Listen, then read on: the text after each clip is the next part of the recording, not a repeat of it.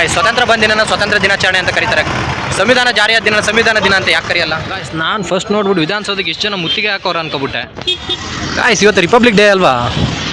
ಕೇಳೋದೇನು ಗುರು, ಜನವರಿ 26 republic ಡೇನೆ. ಆದ್ರೆ ಇಷ್ಟು ಜನ ಇದ್ದಾರಲ್ಲ ಗುರು ವಿಧಾನಸೌಧಕ್ಕೆ ನೋಡೋದಕ್ಕೆ. ಎಷ್ಟು ಜನ ಬಂದಿದ್ದಾರೆ ನೋಡಿ. ಮುಂದೆ ಐಟಮ್ ಎಲ್ಲ ಮಾಡ್ತಾರೆ. ಆಗಸ್ಟ್ 15 ಆಗಿರ್ಬೋದು, ಜನವರಿ 26 ಆಗಿರ್ಬೋದು. ದೇ ಆರ್ ಸೆಲೆಬ್ರೇಷನ್ ಡೇ ಅಲ್ವಾ? ನೋಡಿ ಎಷ್ಟು ಜನ ಬಂದಿದ್ದಾರೆ. ತುಂಬ ಹಳ್ಳಿಗಳ ಕಡೆಯಿಂದ ಎಲ್ಲ ಬಂದಿರ್ತಾರಲ್ಲ. ಸೊ ವಿಧಾನಸೌಧ ನೋಡಿಲ್ಲ ಅಂದರೆ ಅವ್ರು ನೋಡ್ಕೊಳ್ಳೋದಕ್ಕೆ ಒಂದು ಒಳ್ಳೆ ಚಾನ್ಸಸ್ ಇರುತ್ತೆ ಗಾಯ್ಸ್.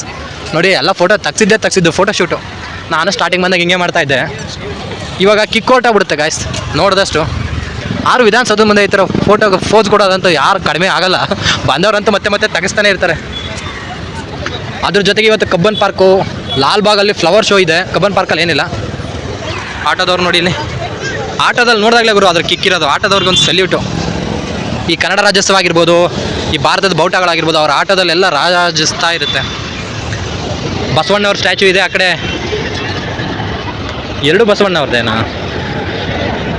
ಆ ಕಡೆ ಅಂಬೇಡ್ಕರ್ದು ಸ್ಟ್ಯಾಚ್ಯೂ, ಆ ಕಡೆ ನೆಹರು ಅವ್ರದ್ದು, ಗಾಂಧೀಜಿಯವ್ರದ್ದು ಹಿಂದೆ ಇದೆ.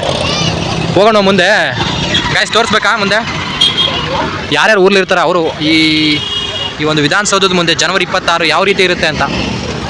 ನಿಮಗೆ ಬೇರೆ ನ್ಯೂಸ್ ಚಾನಲ್ಗಳು ತೋರಿಸಿರಲ್ಲ ಇದನ್ನು. ಸೊ ನನ್ನ ಚಾನಲಲ್ಲಿ ನೋಡ್ಬೋದಾಗಿರುತ್ತೆ ಗಾಯ್ಸ್. ಇದೇ ನೋಡಿ high court of Karnataka. Guys, republic day ಬಗ್ಗೆ ಇಲ್ಲೇ ಮಾತಾಡೋಣ, ಚೆನ್ನಾಗಿರುತ್ತಲ್ಲ.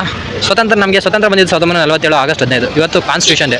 1949 ನವೆಂಬರ್ 26ನೇ ತಾರೀಕು ಸಂವಿಧಾನವನ್ನು ನಮ್ಮ ಕಡೆ ಸಂವಿಧಾನ ಜಾರಿ ಅಂಗೀಕಾರ ಅಂದ್ರೆ ಏನು? ಸಂವಿಧಾನನ ಬರೆದಾದ ಮೇಲೆ ಅವ್ರಿಗೆ ಅರ್ಪಣೆ ಮಾಡಿದ್ದು, ಅದನ್ನು ಜಾರಿ ಮಾಡಿದ್ದು 1950 ಜನವರಿ 26 ಗೈಸ್.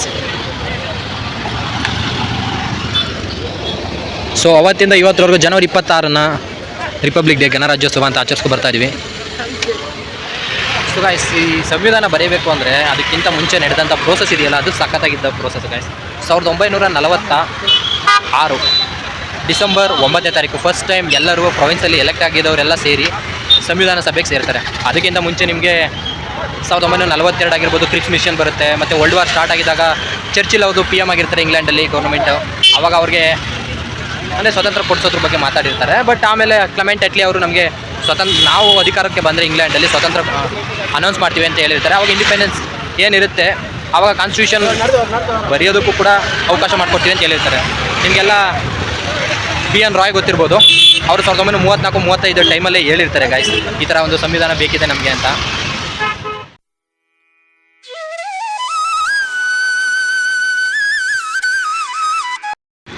ಸೊ BN ರಾಯ್ ಅವರು 1934-35 ನಮಗೆ ಸಂವಿಧಾನ ಬೇಕು ಅಂತ ಹೇಳಿರ್ತಾರೆ. ಅಲ್ಲಿವರೆಗೂ ಯಾರು ಇಂಟ್ರೆಸ್ಟಿಂಗ್ ತೊಗೊಂಡಿರಲ್ಲ. ಯಾವಾಗ ಚರ್ಚಿಲ್ದು ಅಧಿಕಾರ ಇರುತ್ತೆ 39-40 ಈ ಪೀರಿಯಡ್ಲಿ, ಆವಾಗ ಕ್ಲೆಮೆಂಟ್ ಅಟ್ಲಿ ಅವರು ನೆಕ್ಸ್ಟ್ ನಮ್ಮ ಗೌರ್ಮೆಂಟ್ ಬಂದರೆ ನಿಮಗೆ ಸ್ವಾತಂತ್ರ್ಯ ಕೊಡ್ತೀವಿ, ಸಂವಿಧಾನ ಬರೆಯೋಕ್ಕೆ ಇದು ಮಾಡ್ತೀವಿ ಅಂತ ಹೇಳಿರ್ತಾರೆ. ಅದೇ ರೀತಿ 1939ರಿಂದ 44ಕ್ಕೆ ಸೆಕೆಂಡ್ ವರ್ಲ್ಡ್ ವಾರ್ ಇರುತ್ತೆ. ಅದು ಮುಗಿದ ನಂತರ ಕ್ಲೆಮೆಂಟ್ ಅಟ್ಲಿ ಅವ್ರದ್ದು ಗೌರ್ಮೆಂಟ್ ಬರುತ್ತೆ. ಕ್ಯಾಬಿನೆಟ್ ಮಿಷನ್ನು ನಮಗೆ ಕಳಿಸ್ಕೊಡ್ತಾರೆ, ಮೆಂಬರ್ಸ್ ಬಂದು ಅವರು ಅನಾಲಿಸಿಸ್ ಮಾಡಿದ್ಮೇಲೆ. ಆಮೇಲೆ 1946ರಲ್ಲಿ ಆವಾಗ ಏನು ಬ್ರಿಟಿಷ್ ಆಳ್ವಿಕೆ ಹೊಂದಿರ್ತಾರೆ ಅಲ್ಲಿಂದ, ಮತ್ತು ನಮ್ಮದು ಏನಿರುತ್ತೆ ಪ್ರಿನ್ಸ್ಲಿ ಸ್ಟೇಟ್, ಅಲ್ಲಿಂದ ಗೌರ್ಮೆಂಟ್ಲಿ ಆಯ್ಕೆ ಮಾಡಿ ಚುನಾವಣೆ ಮೂಲಕ ಆವಾಗ 10 ಲಕ್ಷಕ್ಕೆ ಒಬ್ಬೊಬ್ಬ ಪ್ರತಿನಿಧಿ ಅಂತ ಮಾಡಿ ಆವಾಗ ಸೆಲೆಕ್ಷನ್ ಮಾಡುವಂಥದ್ದು. ಅದ್ರ ಪ್ರಕಾರ ಬಂದರೆ ಒಟ್ಟು 293 ಜನ ಬ್ರಿಟಿಷ್ ಪ್ರಾವಿನ್ಸಸ್ಸಿಂದ, 96 ಜನ ನಮ್ಮದು ಪ್ರಿನ್ಸ್ಲಿ ಸ್ಟೇಟಸ್ಸಿಂದ ಬಂದಿದ್ದು ಗಾಯ್ಸ್. ಅದಾದ ನಂತರ ಅಲ್ಲಿಗೆ ಕೆಲವೊಂದನ್ನು ಈಗ ಪಾಕಿಸ್ತಾನ ಡಿವೈಡ್ ಆಗುತ್ತೆ, ಆವಾಗ ಸ್ವಲ್ಪ ಜನ ಹೋಗ್ಬಿಡ್ತಾರೆ. ಆವಾಗ ಒಟ್ಟು ಉಳ್ಕೊಂಡಿದ್ದು ನಮ್ಮಲ್ಲಿ 299 ಇರುತ್ತೆ. ಅದರಲ್ಲಿ 70 ನಮ್ಮದು ಪ್ರಿನ್ಸ್ಲಿ ಸ್ಟೇಟಸ್ಸು, ಇನ್ನು 229 ಇರುತ್ತಲ್ಲ ಅದು ಬ್ರಿಟಿಷ್ ಸ್ಟೇಟಸ್ಸಿಂದ ಇರುತ್ತೆ. ಅದಾದ ನಂತರ 1946 ಡಿಸೆಂಬರ್ 9ನೇ ತಾರೀಕು ಫಸ್ಟ್ ಟೈಮ್ ಎಲ್ಲ ಕೊಡ್ತಾರೆ. ಆವಾಗ ಅಫಿಷಿಯಲಾಗಿ ಇನ್ನೂ ಪ್ರೆಸಿಡೆಂಟ್ ಇರಲಿಲ್ಲ, ಸಚ್ಚಿದಾನಂದ ಸಿನ್ಹಾ ಅವ್ರನ್ನ ಎಲ್ಲ ಅಧ್ಯಕ್ಷರ ಸ್ಥಾನಕ್ಕೆ ಕೂರಿಸ್ತಾರೆ. ಅದಾದಮೇಲೆ 11ನೇ ತಾರೀಕೆ ರಾಜೇಂದ್ರ ಪ್ರಸಾದ್ ಅವರು. ಸೊ ರಾಜೇಂದ್ರ ಪ್ರಸಾದ್ ಅವರು ಡಿಸೆಂಬರ್ 11, 1946ನೇ ತಾರೀಕು ಅವರೇ ಪ್ರೆಸಿಡೆಂಟ್ ಆದಮೇಲೆ ಅಲ್ಲಿಂದ ಮತ್ತೆ ಮೀಟಿಂಗಲ್ಲಿ ನಡೀತಾ ಹೋಗ್ತಾ ಇರುತ್ತೆ. 1946 ಆದಮೇಲೆ ಮತ್ತೆ ಎಲ್ಲರೂ ಸೇರ್ತಾರೆ, ಅದ್ರ ಬಗ್ಗೆ ಡಿಸ್ಕಷನ್ ನಡೆಯುತ್ತೆ, ಚರ್ಚೆ ನಡೆಯುತ್ತೆ. ಸೊ ಅದ್ರ ಬಗ್ಗೆ ಚರ್ಚೆ ನಡೆದು ಎಷ್ಟೋ ತಿದ್ದುಪಡಿಗಳ ನಂತರ 1949 ನವೆಂಬರ್ 26ಕ್ಕೆ ಸಂವಿಧಾನನ ಅರ್ಪಣೆ ಮಾಡ್ತಾರೆ. ಆಮೇಲೆ ಅದು ನಿಮಗೆ ಗೊತ್ತಿರೋಂಗೆ 1950 ಜನವರಿ 26ನೇ ತಾರೀಕು ಜಾರಿಗೊಳ್ಳುತ್ತೆ.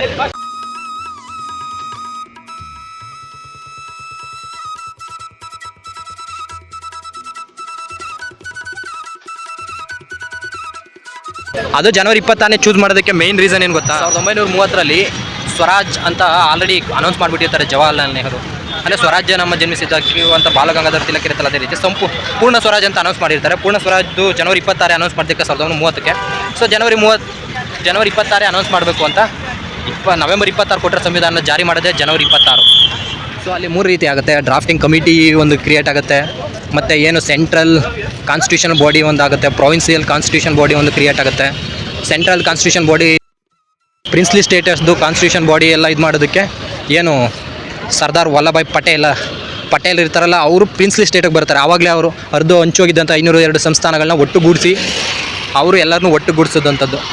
ಉಕ್ಕಿನ ಮನುಷ್ಯ ಅಂತ ಕರಿತೀವಲ್ಲ ಸರ್ದಾರ್ ವಲ್ಲಭಾಯ್ ಪಟೇಲ್, ಅವ್ರದ್ದು ಸ್ಟ್ಯಾಚ್ಯೂ ಇದೆಯಲ್ಲ ನೋಡಿ ಗುಜರಾತಲ್ಲಿ, ಅವರು ಪ್ರಿನ್ಸ್ಲಿ ಸ್ಟೇಟ್ ತಗೊಳ್ತಾರೆ. ಡ್ರಾಫ್ಟಿಂಗ್ ಕಮಿಟಿ ಮೇಯ್ನಾಗಿ ತಗೊಳ್ಳೋದಂದರೆ ಅಂಬೇಡ್ಕರ್. ಆ ಕಮಿಟಿಲಿ ನಿಮಗೆ ಗೋಪಾಲ ಕೃಷ್ಣ ಅಯ್ಯಂಗಾರ್ ಆಗಿರ್ಬೋದು, ಅಲ್ಲಾಡಿ ಕೃಷ್ಣಸ್ವಾಮಿ ಮುನ್ಷಿ ಅವರಾಗಿರ್ಬೋದು, ಆಮೇಲೆ ಮೊಹಮ್ಮದ್ ಸಾದುಲ್ಲಾ ಅವರಾಗಿರ್ಬೋದು, ಮುಸ್ಲಿಮಿಂದ ಒಬ್ಬರು, ಹಿಂಗೆ 7 ಜನ ಇರ್ತಾರೆ. ಮಾಧವರಾವ್ ಅವರು ಅಂತ ಇಬ್ಬರು ರಿಪ್ಲೇಸ್ಮೆಂಟು ಆಗ್ತಾರೆ ಅದೇ ಜಾಗಕ್ಕೆ. ಸೊ ಡ್ರಾಫ್ಟಿಂಗ್ ಕಮಿಟಿ ಅಂಬೇಡ್ಕರ್ ಅವರು ಬರೆದಿರುವಂಥದ್ದು. ಇದನ್ನೆಲ್ಲ ರಚಿಸೋಕ್ಕೆ 2 ವರ್ಷ 11 ತಿಂಗಳು 18 ದಿನ ಬೇಕಾಯಿತು ಗಾಯ್ಸ್. ಸೊ ನಮ್ಮ ಇಂಡಿಯನ್ ಕಾನ್ಸ್ಟಿಟ್ಯೂಷನ್ನೇ ನಾವು ನೀಟಾಗಿ ಓದಿರಲ್ಲ, ಅಂಥದ್ರಲ್ಲಿ ಬೇರೆ ದೇಶಗಳಿಂದ ಎರವಲು ಪಡ್ಕೊಳ್ಳೋದಾಗಿದ್ವಿ. ಅಂದರೆ ಅಮೇರಿಕಾ ಕಾನ್ಸ್ಟಿಟ್ಯೂಷನಲ್ಲಿ ಎಲ್ಲ ಮುಗಿಸಿದ ಮೇಲೆ ಅದರಲ್ಲಿ ನಮಗೆ ಬೇಕಾಗಿರೋದು ಬೆಸ್ಟ್ ಯಾವುದು ಅಂದ್ಬಿಟ್ಟು ತೊಗೊಂಡಿರೋವಂಥದ್ದು. ಫಂಡಮೆಂಟಲ್ ರೈಟ್ಸ್ ಆಗಿರ್ಬೋದು ಅಲ್ಲಿರುವಂಥದ್ದು, ಮತ್ತು ಏನು ರಷ್ಯಾಯಿಂದ ಅದು ಫೈರ್ ಪ್ಲ್ಯಾನ್ಸ್ ಆಗಿರ್ಬೋದು, ಮತ್ತು UK ಇಂದ ಈಗ ಪಾರ್ಲಿಮೆಂಟರಿ ಸಿಸ್ಟಮ್ ಇದೆಯಲ್ಲ ಅದು ಬೇಕು ಅಂದ್ಬಿಟ್ಟು ತೊಗೊಂಡಿರೋವಂಥದ್ದು.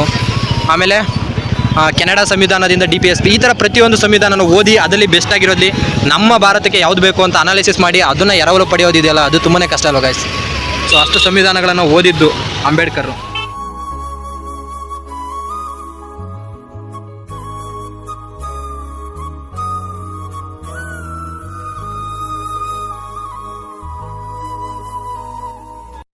ಗೈಸ್ ಇವತ್ತು ಫಾರಿನರ್ಸ್ ಕೂಡ ತುಂಬ ಜನ ಇದ್ದಾರೆ. ಫಾರಿನರ್ಸಿಂದ ಹಿಡಿದು ಎಲ್ಲರೂ ನಮ್ಮ ಕರ್ನಾಟಕದ ವಿಧಾನಸೌಧದ ಮುಂದೆ ಇರ್ತಾರೆ ಗೈಸ್ ಇವತ್ತು. ಸೊ ಎಲ್ಲ ಸೆಲೆಬ್ರೇಷನ್ ಏನಾಗುತ್ತೆ, ಯುರೋಪಿಯನ್ ಯೂನಿಯನಿಂದ ನಮ್ಮ ಭಾರತದಲ್ಲಿ ಕರ್ತವ್ಯ ಪಥ ಇದೆಯಲ್ಲ ದೆಹಲಿ, ಅಲ್ಲಿ ನಮ್ಮದು ಏನು ನಡೆಯುತ್ತೆ ಇವತ್ತು. ಪೂರ ರಾಷ್ಟ್ರಪತಿ ಅವ್ರಿಗೆ ಎಲ್ಲ ಮರ್ಯಾದೆ ಸಿಗೋದು. ಆಗಸ್ಟ್ 15ಕ್ಕೆ ಹೋದರೆ ನೀವು ಅಲ್ಲಿ ಸಿಗುವಂಥದ್ದು, ಫ್ಲಾಗ್ ಹಾಸ್ಟ್ ಮಾಡುವಂಥದ್ದು, ಗೌರವ ಸಮರ್ಪಣೆ ಎಲ್ಲ ಪ್ರೈಮ್ ಮಿನಿಸ್ಟರ್ಗಿದ್ರೆ, ಇವತ್ತು ಜನವರಿ 26 ಆಗಿರೋದ್ರಿಂದ ಇವತ್ತು ರಾಷ್ಟ್ರಪತಿ ಅವರಿಗೆ ಮೂಲವಾಗಿ ಸಿಕ್ಕುವಂಥದ್ದು. ಯುರೋಪಿಯನ್ ಯೂನಿಯನ್ಗೆ ಗೆಸ್ಟ್ ಬಂದಿದ್ದಾರೆ, ಪ್ರತಿ ವರ್ಷ ಗೆಸ್ಟ್ ಬರ್ತಾ ಇರ್ತಲ್ಲ ಅದು. ಸೊ ಇದಿಷ್ಟು ಗಾಯ್ಸ್ ವಿಧಾನಸೌಧದ್ದು ಯಾವ ಥರ ಇರುತ್ತೆ ಅಂತ. ಯೂಶ್ವಲಿ ಇಂಥ ಡೇಟ್ಗಳಲ್ಲಿ ಏನು ರಿಪಬ್ಲಿಕ್ ಡೇ ಆಗಿರ್ಬೋದು, ಮತ್ತು ಫ್ರೀಡಮ್ ಇಂಡಿಪೆಂಡೆನ್ಸ್ ಡೇ ಆಗಿರ್ಬೋದು, ಆ ದಿನಗಳಿಗೆ ಮಾತ್ರ ಹೆವಿ ಒಂಥರ ಅಟ್ಮಾಸ್ಫಿಯರ್ ಫೀಲ್ ಚೆನ್ನಾಗಿರುತ್ತೆ ಇಲ್ಲಿ ವಿಧಾನಸೌಧದಲ್ಲಿ. ಬೇರೆ ದಿನಕ್ಕೆ ಅಷ್ಟೇನು ಜನ ಇರಲ್ಲ ನೋಡಿ. ಇವತ್ತು ಫೋಟೋ ಹೆಂಗೆ ತೆಗ್ಸ್ಕೊತಾರೆ. ಸ್ವತಂತ್ರ ಬಂದ ದಿನ ಸ್ವತಂತ್ರ ದಿನಾಚರಣೆ ಅಂತ ಕರೀತಾರೆ. ಸಂವಿಧಾನ ಜಾರಿಯಾದ ದಿನ ಸಂವಿಧಾನ ದಿನ ಅಂತ ಯಾಕೆ ಕರೆಯಲ್ಲ? ಈ ಥರ ಒಂದು ಮ್ಯಾಟ್ರೇ ನಮಗೆ ಗೊತ್ತಿಲ್ವಲ್ಲ ಗಾಯ್ಸ್. ಇಲ್ಲಿ ನೋಡೋದಕ್ಕೆ 2 ಕಣ್ಣು ಸಾಲದು, ಅದರಲ್ಲಿ DSLR ಕ್ಯಾಮ್ರಾ ತಗೊಬಂದ್ಬಿಟ್ರಂತೂ ಈ ಥರ ಇರುತ್ತೆ ಅನ್ನೋದಕ್ಕೆ ಇದಾಗುತ್ತೆ. So over all view guys ಇದು.